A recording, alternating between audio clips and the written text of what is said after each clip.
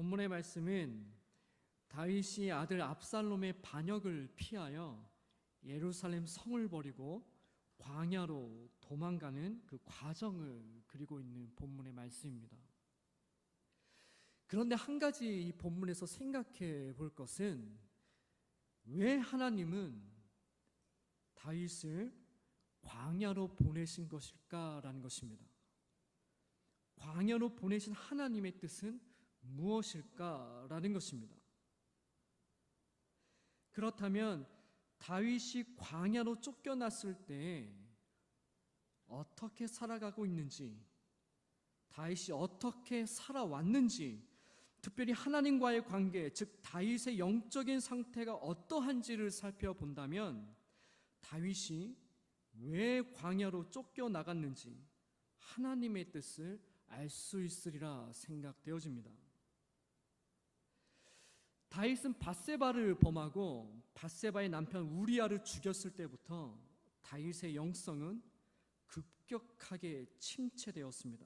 물론 나단 선지자 앞에서 다윗은 진심으로 회개하였습니다. 그렇지만 다윗의 본래 영성으로는 회복하지 못했습니다. 하나님과 친밀한 관계까지 다시 회복하지 못했다라는 말씀입니다. 왜냐하면 다윗이 밧세바를 범한 이후에 다윗의 영성을 체크할 수 있는 몇몇 사건들이 나타나게 되는데 그 사건들을 통해서 다윗의 영적인 상태가 어떠한지를 알 수 있기 때문입니다. 암논이 다말을 강간했을 때 아버지 다윗은 그 소식을 듣고 노하니라 라고 끝납니다. 오빠가 여동생을 범했는데 물론 친형제간은 아니지만 그래도 법적으로는 근친상간입니다. 하나님 앞에서 심각한 큰 죄를 지은 것입니다. 그런데 아버지라는 사람은 자녀들에게 이렇다 저렇다 그런 내용이 전혀 없습니다. 노하니라 이게 끝입니다. 말도 안 되는 반응이지요. 다윗의 영적인 상태가 이러합니다. 이에 다말의 오빠의 압살롬은 자신의 여동생을 범한 암논을 죽입니다. 이 소식을 들은 다윗은 통곡합니다.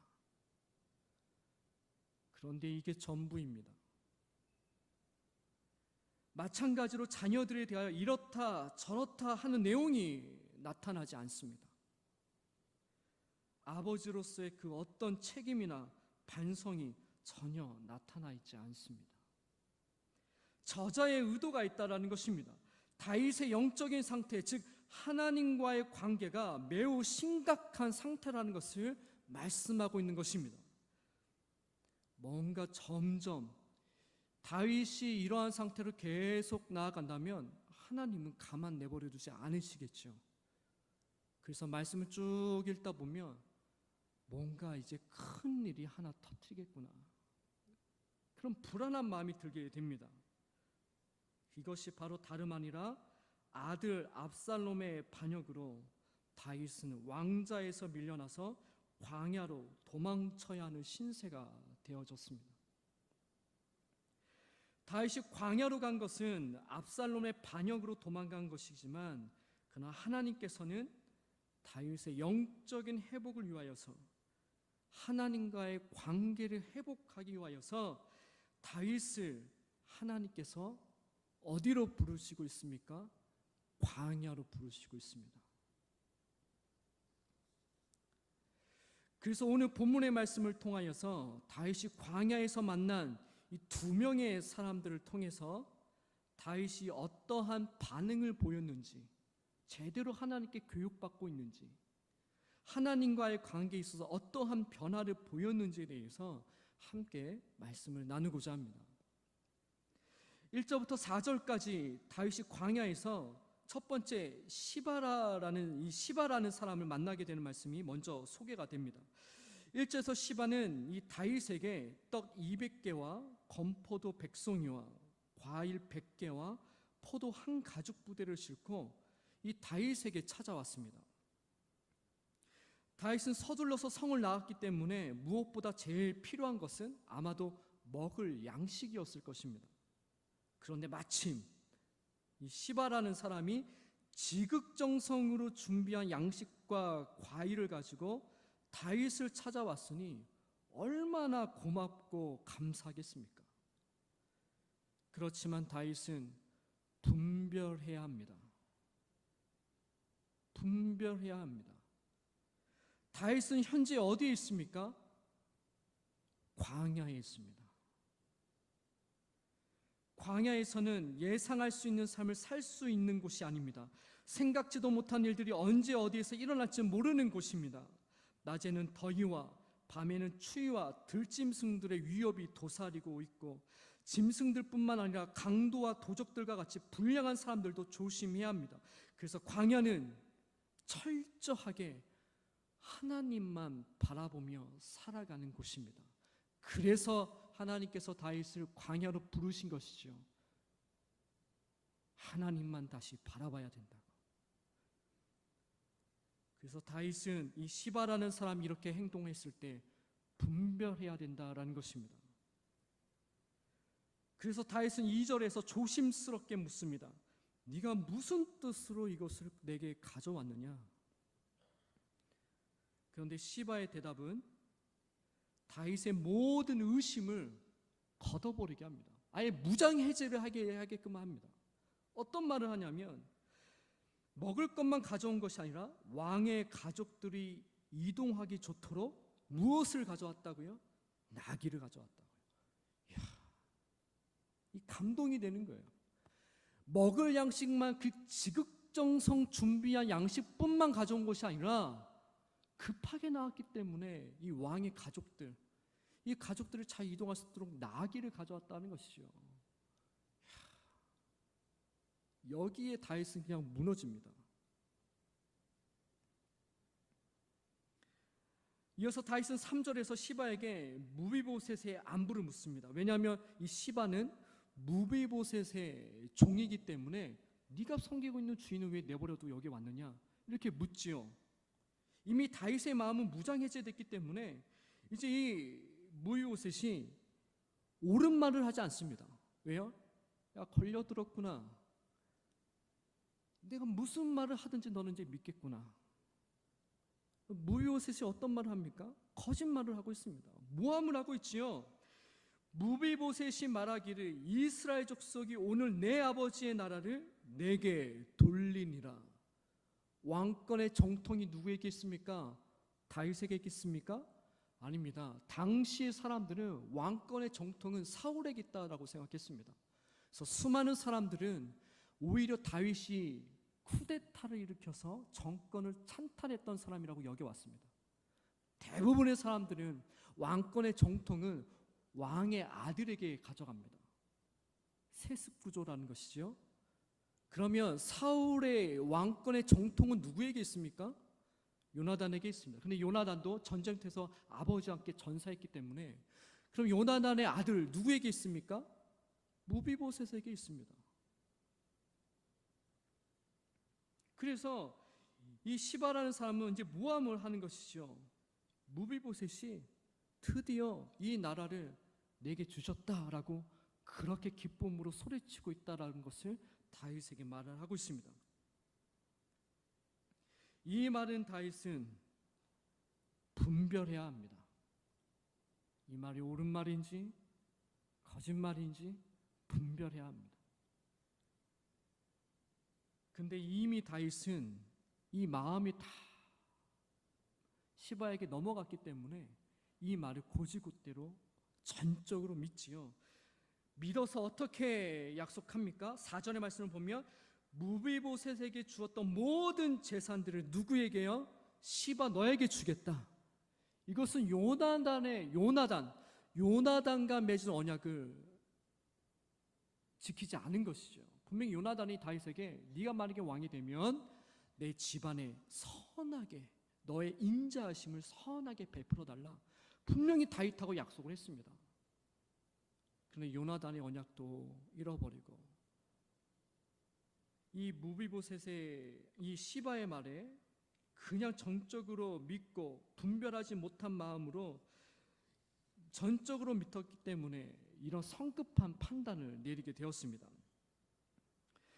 우리들도 어떤 상황과 어떤 사람에 대해서 판단할 때 다윗처럼 한 사람의 이야기만을 듣고 그 사람은 이러이러할 것이다 라고 성급하게 판단해버리면 안 된다라는 것입니다.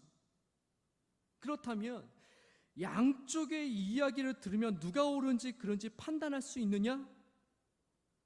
이것도 쉽지 않습니다.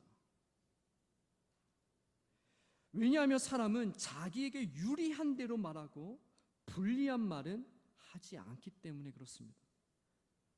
그래서 양쪽의 말을 들어도 쉽지가 않다라는 것이죠.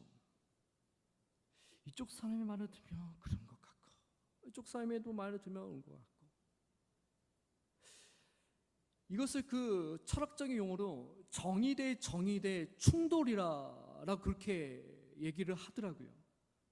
이 정의 대 정의가 충돌하게 되면 어떻게 해야 되느냐? 많은 철학자들이 그 해결에 대해서 절차적 정의를 가져야 된다라고 말하고 있습니다. 절차적 정의.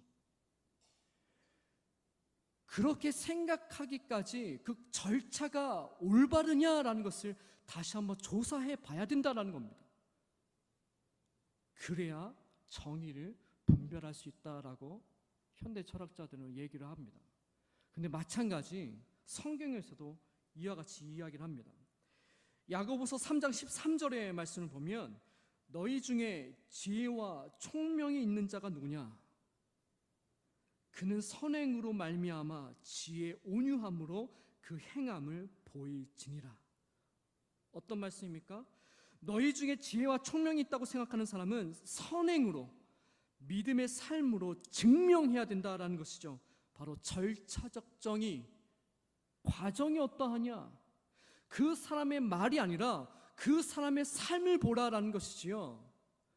그 사람의 잠깐의 나이스하고 친절하고 그런 말을 보고 판단하는 것이 아니라 그 사람의 행동이 어떻든지, 그 사람의 지나온 삶이 어떻든지 그것을 보고 분별해야 된다라는 것을 말씀하고 있습니다. 지난 새벽 예배 때 말씀드린 내용인데, 제가 신대원을 졸업하고 정말 또 한 가지 심각한 고민을 한 적이 있습니다. 제 자신의 부족함을 정말 뼈저리게 깨달았다는 것이죠. 신대원을 졸업하고 이제 전임 전도사로서 이제 사역을 하는 가운데, 내가 이제 사역 그만둬야 되겠다. 이게 하면 하나님 앞에서 죄만 짓겠구나. 그런 생각이 들게 되었었습니다. 어떤 것이냐면, 성경을 가르쳐야 하는 제가 성경을 너무 모른다는 것이죠. 이러다가 저 소경이 끝나고 이거 안 되겠다 싶은 마음이 생기게 되었습니다. 지금도 말씀에 대해서 굉장히 부족한 면이 있지만, 그때 정말 심각하게 고민하여서 성경만 공부하는 학교를 찾고 그 학교에 이제 입학하게 되었습니다. 학교에 입학하는가 동시에, 그리고 졸업하는 그 순간까지 그 학교를 운영하시는 이사장님께서 아주 그냥 기이 닳도록 말씀하시는 말씀이 있습니다. 어떤 말씀이었냐면, 여러분 성경을 잘 배워가지고 설교 잘하고 싶어서 여기 왔습니까? 성경 잘 배워서 설교 잘하여서 큰 교회 목회하려고 이곳에 왔습니까? 그럼 다 버려두십시오. 성경을 배워서 설교를 잘하는 것보다 말씀대로 살아가는 모습을 보여주셔야 합니다. 그것보다 진실된 메시지가 없기 때문입니다. 이 말씀을 입학과 동시에 졸업 때까지 계속해서 얘기하시는 거예요.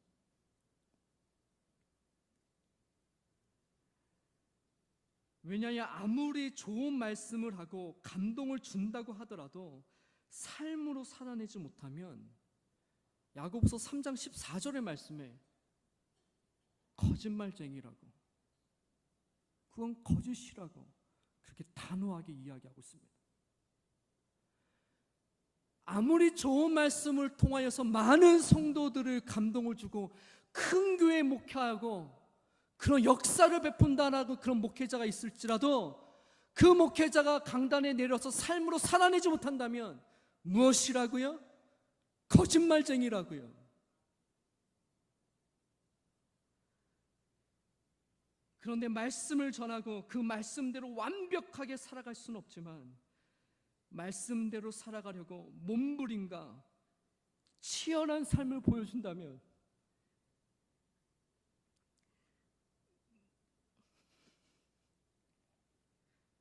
그것처럼 성도들에게 진실되고 강한 메시지는 없기 때문입니다.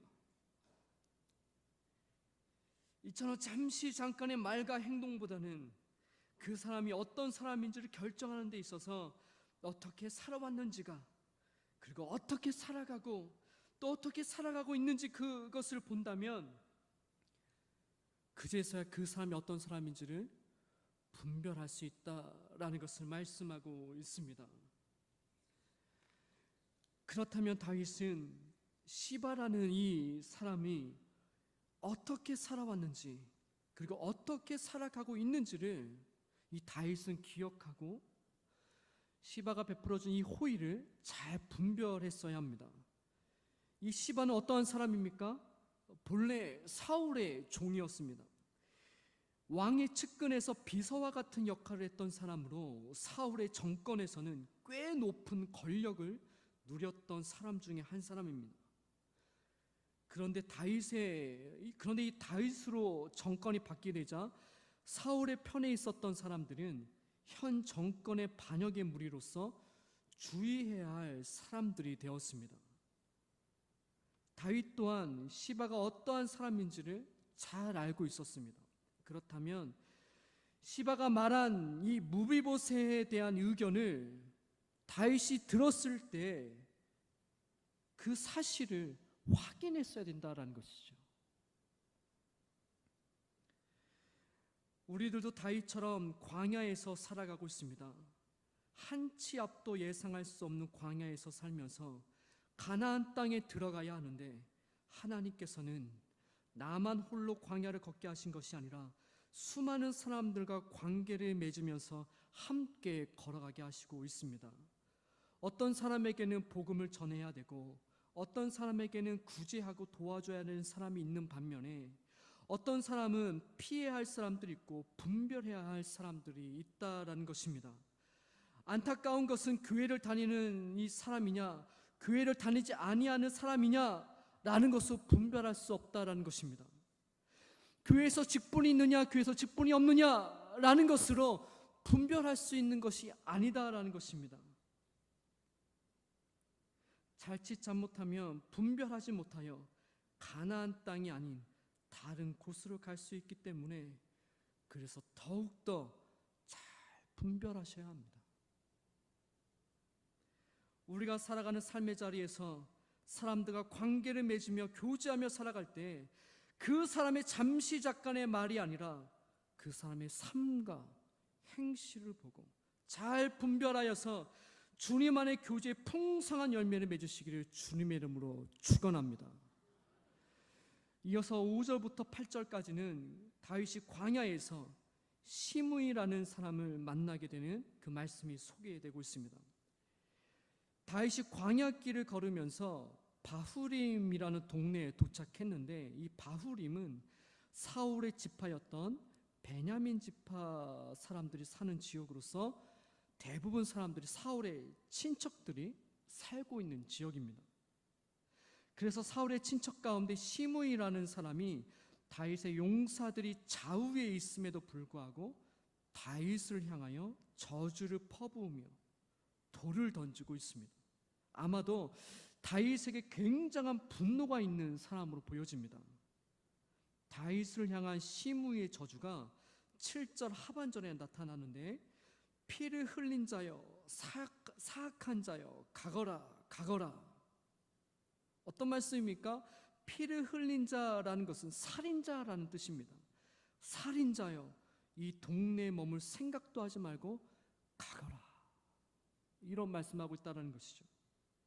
그 이유를 8절의 말씀을 통해서 알 수가 있는데, 다윗이 사울 집안 사람들을 죽이고 왕이 되었다라는 것입니다. 그래서 여호와께서 그 죄값으로 다윗의 왕자를 아들에게 주고 너는 광야에서 쫓겨다니는 신세가 되었다라는 것을 말씀하고 있습니다.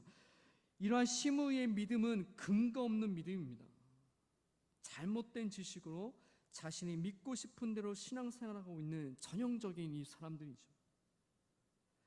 하나님께서 사울을 버리고 다윗을 선택하셨기에 다윗이 왕이 된 것이지 다윗이 반역한 것이기 아니기 때문입니다. 이어서 9절부터 14절까지는 시므이에 대한 다윗의 반응이 나타납니다. 먼저 11절의 말씀 우리 함께 한번 읽어보시면 좋을 것 같은데, 우리 11절의 말씀 우리 함께 읽겠습니다. 또 다윗이 아비새와 모든 신하들에게 이르되 내 몸에서 난 아들도 내 생명을 해하려 하거든 하물며 이 베냐민 사람이랴 여호와께서 그에게 명령하신 것이니 그가 저주하게 버려두라. 아멘. 시므이의 저주는 하나님께서 허락하신 일이라 라고 말하고 있습니다. 하나님께서 허락하셨다라는 것은 선지자 나단을 통해 주신 하나님의 심판이다라는 것입니다. 그래서 시므이의 저주는 하나님의 심판 가운데 한 가지이기 때문에 저주하도록 내버려두라 라고 말씀하고 있습니다. 이어서 12절의 말씀을 우리 함께 다시 한번 읽어보면 좋겠습니다. 12절의 말씀을 우리 함께 읽겠습니다. 혹시 여호와께서 나의 온통함을 감찰하시리니 오늘 그 저주 때문에 여호와께서 선으로 내게 갚아주시리라 하고. 아멘. 그렇지만 시므이의 저주가 부당하다면 여호와께서 나의 온통함을 살펴주셔서 여호와께서 친히 갚아주실 것이다 라고 말하고 있습니다. 이러한 다윗의 고백은 다윗이 사울에게 쫓김을 당하여 광야에 있을 때를 영상케 합니다. 그리고 그때가 다윗의 인생에 있어서 하나님과 가장 좋은 관계에 있었을 때입니다. 그때 다윗은 사울을 2번이나 죽일 수 있는 기회가 있었지만 죽이지 않았습니다. 여호와께서 갚아주신다라는 것입니다. 지금의 본문의 말씀처럼 동일하게 고백을 하고 있지요. 모든 일들이 하나님의 손 안에 있다는 것을 믿었기 때문에 굳이 자신이 나서서 복수하거나 벌하지 않겠다라는 것입니다.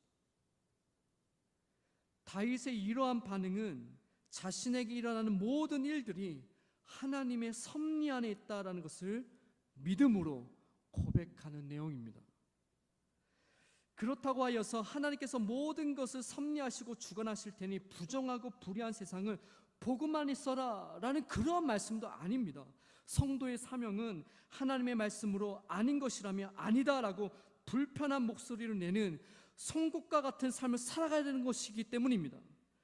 이것이 빛과 소금의 역할을 감당하는 삶입니다.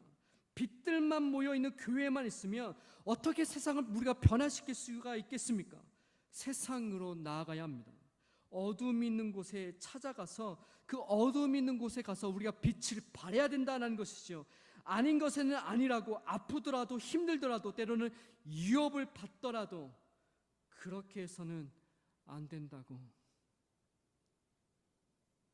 말해야 합니다. 그것이 십자가가 아니겠습니까?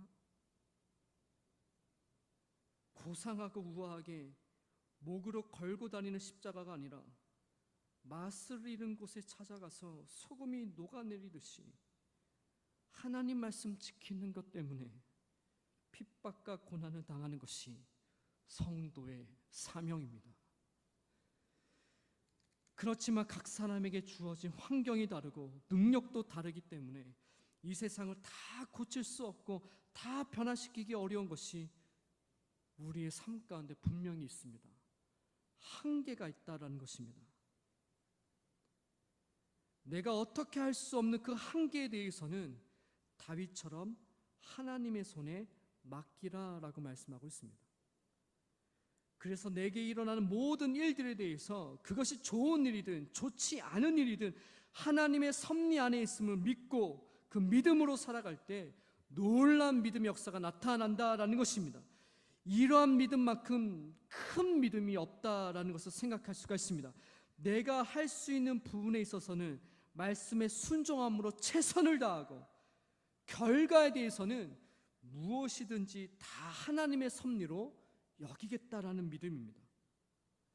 그래서 내게 좋지 않은 일이 일어난다 할지라도 두고 보겠다라는 것입니다. 하나님께서 내게 어떻게 선하게 인도하실지를 보겠다라는 것이지요. 내게 해코지 않은 사람이 있으면 흔들리지 않겠다라는 것입니다. 하나님께서 어떻게 갚아주실지를 오히려 기대하겠다라는 것입니다. 내게 해코지 않은 사람, 나는 선으로 갚아주겠다는 것이지요. 그래서 하나님의 역사가 그 사람에게 어떻게 나타나는지 기대하고 보겠다라는 것입니다. 이것만큼 무서운 믿음이 없습니다. 이것만큼 큰 믿음이 없습니다. 그래서 내가 굳이 보복하거나 미워하거나 할 필요가 없습니다. 오히려 그 사람을 불쌍하게 여기고 긍휼히 여겨 주어야 합니다. 왜냐하면 하나님께서 나를 대신하여서 갚아 주실 것이기 때문입니다. 지금 다윗이 그렇게 고백하고 있지 않습니까? 그래서 내가 손은 떼지 않겠다는, 시므이가 나를 저주하지만 양옆에 나의 용사가 군사들이 있지만 내가 보복하지 않겠다라는 겁니다. 하나님의 뜻이면 하나님께서 갚아주시겠다. 이것이 믿음입니다. 이러한 믿음으로 나아간다면 하나님의 놀라운 역사와 하나님의 그 많은 큰 역사와 그 큰 일들이 우리의 삶 가운데 나타나게 해주시라 믿습니다. 마지막으로 14절의 말씀을 우리 한번 다시 읽겠습니다. 14절 마지막 본문의 말씀인데 14절의 말씀을 함께 읽겠습니다. 왕과 그와 함께 있는 백성들이 다 피곤하여 한 곳에 이르러 거기서 쉬니라. 다윗은 본래 바후림에서 쉬려고 계획했으나 시므이의 저주와 추방으로 쫓겨나갔습니다. 그래서 쉬지 못하고 산 비탈로 내려와서 마침내 쉬게 되었다라고 말씀하고 있습니다. 그런데 한편으로는 이 말씀은 이러한 뜻을 갖습니다. 다윗이 어디에서 쉬게 되었다라고 말씀하고 있습니까? 어디에서 지금 쉬게 되었다고요? 거기서 쉬니라. 거기가 어디입니까? 거기가 어디입니까? 광야입니다. 다윗은 비록 아들 압살롬에게서 쫓겨나 광야에 있지만 그의 영적인 상태는 비로소 쉼을 누리고 있다라고 고백하고 있습니다. 광야에 있지만 쉼을 누리고 있다.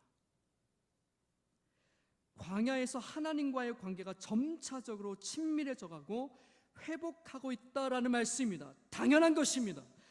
광야는 뜨거운 태양으로 피할 끈을 하나 찾기 어려운 그곳입니다. 밤에는 추위와 맹수의 공격으로 안전하지 않습니다. 때로는 사망의 음침한 골짜기를 지나야 하고 생명의 위협을 당하기도 합니다. 당연한 것입니다. 원래 우리가 살아가고 있는 이 광야는 생각지도 못한 일들이 일어나는 것이 당연한 것입니다. 그런데 여기에 하나님의 은혜가 있다라는 것이지요. 여기에 하나님의 살아계심을 경험할 수 있는 기회가 주어진다는 것입니다. 광야에서 다윗은 하나님밖에 의지할 분이 없기 때문에 그래서 하나님과의 관계가 회복되어져 가고 있어서 육적으로는 피곤하고 두렵고 떨리고 어려울지라도 영적으로는 쉬니라. 쉬니라. 우리도 마찬가지입니다. 광야 같은 이 세상 살아갈 때, 목이 말라서 너무 힘들 때 사람을 의지하고 다른 것을 의지하면 쉽게 해결할 수 있지만 하나님만을 의지하며 기도할 때 하나님께서 주시는 시원한 생수를 경험할 수 있다라는 것입니다. 나를 공격하는 아말렉 족속을 만날 때 사람을 의지하고 물질을 의지하면 쉽게 해결할 수 있지만 그렇게 하지 않겠다라는 겁니다. 하나님의 방법대로 말씀대로 순종하겠다라는 것입니다. 그러면 누가 싸워주신다고요? 하나님께서 대신 싸워주신다는 것입니다. 그런데 광야에서의 삶이 힘들다고 하나님의 방법대로 하지 않고 말씀에 순종하지 않고 인내하지 않으면 절대로 하나님 만날 수 없습니다. 여러분들의 삶 어떻게 살아가고 있습니까? 광야 같은 이 세상 살아갈 때 조금만 인내하면 이제 곧 가나안 땅이고, 이제 조금만 한 번 더 인내하고 순종하면 거기에 하나님의 역사가 일어나는데, 그 문 앞에서 손쉬운 방법을 생각하고 그 길로, 넓은 길로 나아가는 모습이 혹시 우리의 삶 가운데 있지 않습니까? 그러면서 우리는 왜 하나님 살아계시지 않느냐고, 왜 하나님 우리에게 역사하시지 않느냐고 그렇게 고백하는 우리의 입술과 우리의 마음이 있지 않습니까? 조금만 한 번 더 순종하면 거기에 하나님의 역사가 있는데,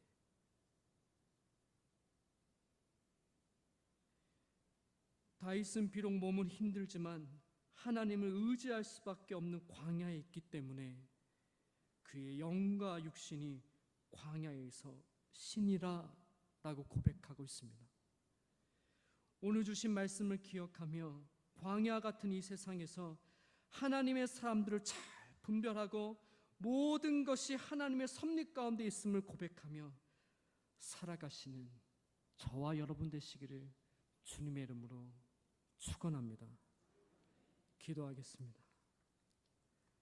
하나님 아버지, 오늘 주신 말씀을 통하여서 우리의 삶을 돌아보게 됩니다. 광야 같은 이 세상을 살아갈 때 더욱더 하나님만을 붙잡고 의지하며 살아가야 하지만, 쉬운 길을 찾아서 분별 없이 하나님이 아닌 사람을 의지하였음을 고백합니다. 우리를 긍휼히 여겨 주시옵소서. 우리가 할 수 있는 부분에서는 최선을 다하여 말씀에 순종하게 하여 주시고, 나머지 부분들에 대해서는 그것이 좋든지 그렇지 않든지 모든 것이 하나님의 섭리 가운데 있음을 믿고 그 믿음으로 살아가는 우리 모두가 되어지게 하여 주시옵소서. 이 모든 것을 우리를 구원하신 예수님의 이름으로 기도하옵나이다.